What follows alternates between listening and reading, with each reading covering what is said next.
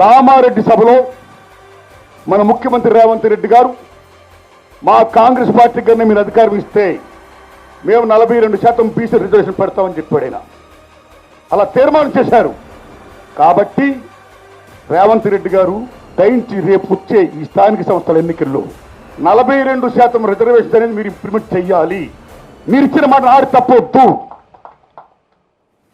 ఎందుకంటే మీరు మాట ఇచ్చారు. మీ మాట నమ్మి బీసీలందరూ మీకు ఓట్లు ఇచ్చాం, గెలిపించాం, అధికారం ఇచ్చాం. కాబట్టి మీరు ఆడిన మాట తప్పొద్దు. తీసుకొని వెళ్ళండి. ఈ నాయకుల్ని, ఈ ఎంపీల్ని, ఎమ్మెల్యేని, బీసీ నాయకుల్ని, మొత్తం కమిషనర్ని అందరూ కూడా CM, prime minister of India తీసుకుని వెళ్ళండి. మీరు నరేంద్ర మోడీ గారు తీసుకుని వెళ్ళండి. తీసుకుని వెళ్ళడమే కాదు 42% మీరు రిజర్వేషన్ ఇప్పించండి అని వాదించండి, చెప్పండి, చెయ్యండి.